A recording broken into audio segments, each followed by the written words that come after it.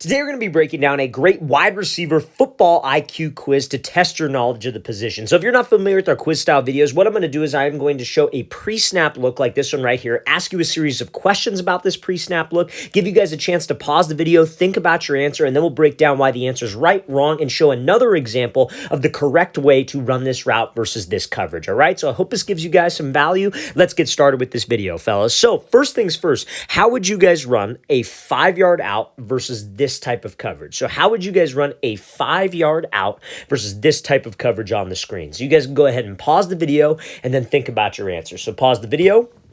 All right, let's break this thing down. So first things first, when we come up to line of scrimmage, when I am constructing a plan as a wide receiver, I want to identify two things with the DB. Number one, it's going to be his leverage. Number two, how close or how far is he from me? That dictates the plan of action that I have off the line of scrimmage and how I am trying to run the route. Now, I know it's kind of tough to tell on this specific angle, but this DB is slightly shaded to the outside. Anytime that you're watching film to try to determine a DB's leverage, whether he's inside leverage, whether he's head up, or whether he's outside leverage, you want to try to look at the midline of his body. So the center of his stance. And if the center of his stance looks like it's lined up with our back foot, that means that he's outside leverage. And it's just slightly, but he still has outside leverage. His inside leverage would mean that the center of his stance is going to be even with our front foot. And then head up leverage is just his midline is even with my midline. I know it's tough to see right here, but when I play the clip full speed, you'll be able to see. But that's ultimately the DB's leverage. And now I have to run a 5-yard out, but he is sitting right at 5 yards, right? So how would I construct this? That's kind of a problem. He's sitting to the leverage of where my route is breaking,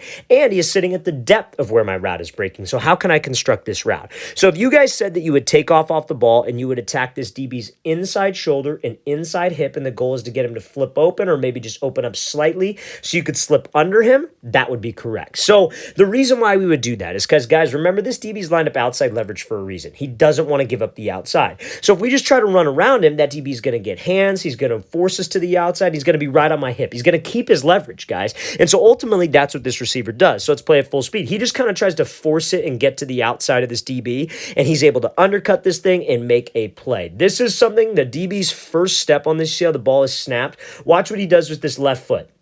They call that a leverage step. That's what keeps his leverage to the outside. Anytime that a receiver runs to the outside when this DB has outside leverage, he is going to keep his leverage. Remember, his responsibility, do not give up the outside route. Force everything to the inside where he has help. So guys, if we just try to run to the outside and go because we want to keep this DB on my inside hip, he's going to get hands. He's going to force us to the outside. Luckily, this is more of like a tight end build wide receiver, so he could get physical and maybe not get completely rerouted. But if you try to do this and you're on the smaller side of things versus a strong safety, a bigger linebacker, and you try to force it, he is going to get hands, and when he reroutes you to that sideline, that is a terrible throwing window. We just don't give the quarterback enough space. So I'm going to play this full speed one more time, and then we're going to break down a correct example of Sky Moore working a similar route, or working the exact same route versus the exact same type of coverage. Coverage might be a little bit closer. So we got Sky Moore right here. He's lined up. Quarterback is to his right, and we have a DB who's lined up outside leverage, and he's sitting, I would say, maybe about 3 yards, and the break is at about 3 to 5 yards on this 5-yard out. So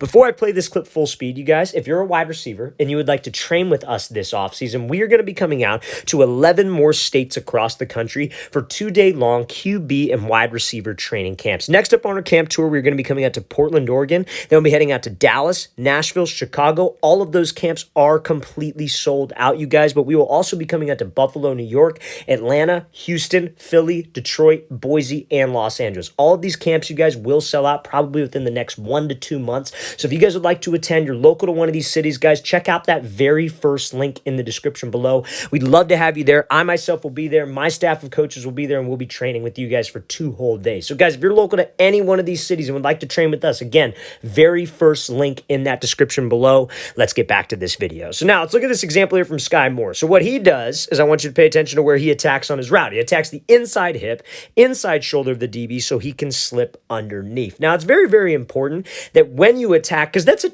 is a tough situation, right? Because when you attack that inside hip and inside shoulder of the DB, the goal is to get him to open up his hips and open up the gate like this, or even just slightly turn to the inside, like we said, so we could slip underneath him. But if I don't sell it, this DB is not going to move. So one of the common mistakes that guys will make in this situation, where they have to run a 5-yard out versus outside leverage like catch catch man where he's at 3, or maybe off man. It could be considered catch man when he's at 5, but anytime if they're 3 to 5 yards outside leverage and I got to run a 5-yard out, when you attack that inside shoulder and inside hip, you got to go hard, you guys. You see when Sky Moore comes off the ball, he's running hard. His hips, his shoulders are committed. He's running with long strides. He's running with good speed. That's the only way that we're going to sell this. A lot of times guys will take choppy steps because they're trying to prepare for the break. That gives the route away. A lot of times guys will slow down before cutting. That gives the route away. We have to attack his inside hip and shoulder hard because that's the only way that I will get him to move. So let's play this again, full speed one more time. Great job by Moore pushing to the inside and getting that DB to flip his hips. So next route example here.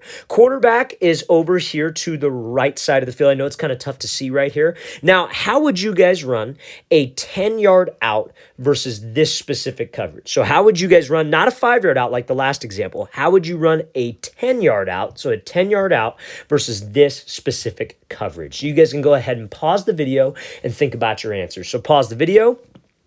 All right, let's break this thing down. So remember, first things first, I need a pre-snap process. I have to identify this DB's leverage, and I have to identify the distance he has between me and him. So this DB is lined up shaded slightly to the outside. Remember, we were looking at the midline of his body. It looks like the midline of his body is even with our back foot, and he's what? Maybe about like 3 to 5, or like probably 3 to 4 yards away from us, right? So now, if you guys said that you would take off and run, and you would go attack his inside shoulder and inside hip all the way till 10, not the best course of action on this route, only because he's sitting at 3 to 5 yards. So if you guys are just running to the inside, that DB, again, when he's outside leverage, that's kind of his goal. You know what I mean? I'm not saying that it won't work if you do that. I just think there's an easier way to do it, right? I think when you just take off and run like that and you don't really threaten his leverage to the outside, he could get hands on you at an early point in the route and continue to force you inside and kind of maybe screw up timing on the route a little bit, right? So a better course of action, if you guys said that you would attack his leverage for those 3 to 4 yards, take an inside release and work to stack him, or maybe he's right on your hip. We'll talk about that in a second.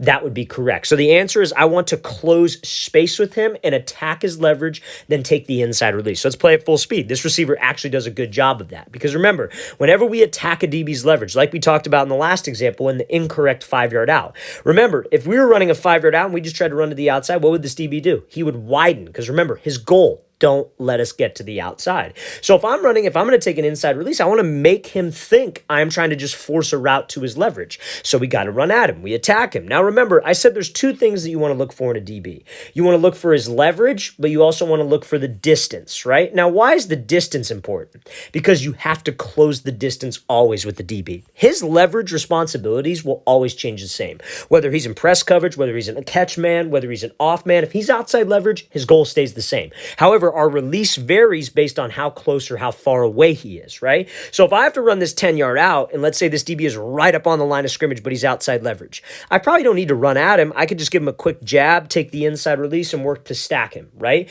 But since he's 3 yards away, I got to bring that line of scrimmage to him. So when he brings that line of scrimmage to him, he attacks the leverage. Could he have closed a little bit more space? Absolutely could have. But again, at the end of the day, we got to try to bring that line of scrimmage to the DB. So now, takes the inside release. What if this DB, instead of being able to stack him, what if this DB was right on our hip? What could we do? We could take this outside arm, put it on the back of the DB's shoulder, back of his hip, and slip under him. At the end of the day, the reason why we don't want to force that outside release, guys, is because we got to give the quarterback space to throw us open, right? So remember, guys, it's not an unlimited amount of space. We have a sideline there. And if that DB forces us to the sideline, he did our job. So if we just try to run around him and he gets hands on us and he squeezes to the sideline and we break to that out route, and I have a DB on my hip, and I maybe only have a few yards, quarterback's going to throw that over our head and out of bounds. He's not going to take that risk because that will be a pick 6. Take what he gives you to the inside. Let's work to stack him, or let's work to have him right on my inside hips. This is a good example of this route. That's very, very good job taking that inside release on the 10-yard out. Okay, so now, this is going to be a goal line fade route that this wide receiver is running. So we're going to do a little bit different speed here. I'm going to play this clip a few times, and then I'm going to ask you guys why you think this route didn't work. Because, like, obviously, if he has to run a goal line fade, like what he's going to do, he's got inside shade coverage. He's going to attack the DB's leverage. He's going to give him a fake inside and then go to the outside. That's an easy one, right? But I want to talk to you about why this route didn't work. So let's play it full speed. I'll play it a few times so you guys can see it. I want you to think about why this route didn't work. Why didn't didn't this DB bite on the inside fake, and why was he able to lock it up? And we're, of course, going to be showing a positive example of this type of move here, or this type of cut, I guess you could say, in a second with Justin Jefferson. But let's talk about it. Why do you think this route did not work? So I'm going to play it one more time. One more time, then you guys go ahead and pause the video and think about your answer. So why do you think this DB stayed patient? Why was he able to lock this route up? So you guys go ahead and pause the video and think about your answers. So pause the video.